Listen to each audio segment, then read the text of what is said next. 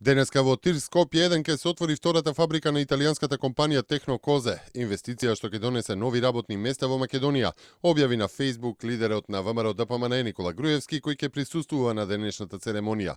Нова добра вест за Македонија, нова инвестиција и нови работни места. Денеска свечено ќе се отвори втората фабрика на италијанската компанија Технокозе во Тир Скопје 1, инвестиција вредна дополнителни 10 милиони евра. Со инвестицијата ќе се отворат дополнителни 100 работни места.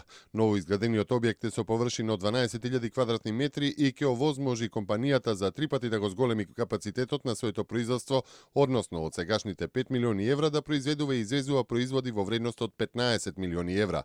Компанијата има за цел да реализира и трета фаза од својот проект, односно инвестиција од дополнителни 15 милиони евра и нови 150 вработувања, напиша на Facebook Никола Груевски. Технокозе е втора компанија по Джонсон Мети која веќе ја реализира својата најава за проширување и за изградба на втора фабрика во Македонија. Со најавените изградби на втори фабрики и на компаниите Ван Хол и Джонсон Контролс се потврдува дека компаниите се задоволни од водењето бизнис во Република Македонија и решаваат да реинвестираат кај нас.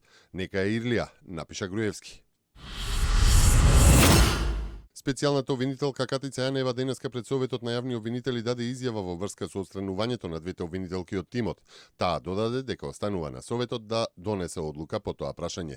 Пред членовите на Комисијата на Советот за јавни обвинители кажав како сум постапила во врска со тоа и додаде дека Советот врз основа на нејзината изјава и на изјавите на двете обвинителки ќе донесе одлука. Председателот на Комисијата Сашо Василевски потврди дека се земени изјави од обвинителките Лејла Кадрију и Марија Ѓоревска, како и од специјалната обвинителка Катица Јанева. Тој додаде дека изјавите ќе ги приложат на Советот на јавни обвинители, кој на првата наредна седница треба да донесет одлука. Јанева минатата недела ги отстрани двете обвинителки од својот тим со образложение дека е намален обемот на работата во специјалното јавно обвинителство. Сообраќајот на граничниот премин Меджитлија Ники и денеска ќе биде во прекин неколку часа заради штрајк на грчките земјоделци кои ќе постават механизација во близина на границата од грчка страна.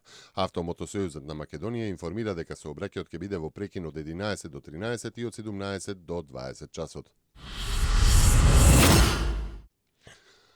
Австриската влада планира до 2019 година да протера 50.000 бегалци од земјата, што министерот за надворешни работи Себастијан Курц го смета за реално, додавајќи дека досегашната политика на Добредојде била грешка.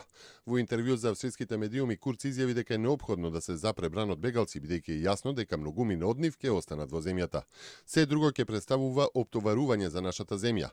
Соединетите американски држави прифаќаат само 10.000 бегалци, Словенија само 1.000. Минатата година 90.000 бегалци поднесоа барање за добивање азил. Оваа бројка сигурно нема да можеме повторно да ја совладаме, уверен е шефот на австриската дипломатија. Потенцијалните кандидати за председатели на Соединетите американски држави поречиси една година меѓусебни дебати и кампањи пред гласачите излегуваат денеска во сојузната држава Ајова, каде што ќе бидат одржани првите внатрепартиски избори. Милијардерот Доналд Трамп, кој од летоска убедливо води во трката за републикански председателски кандидат, се уште е изразит фаворит на национално ниво, но во Ајова има послаба предност. Слична е ситуацијата и кај демократите. Поранешната сенаторка, државната секретарка и прва дама Хилари Клинтон за сега има убедлива предност на национално ниво, но во Ајова има само некој процент повеќе од левичарот Берни Сандерс.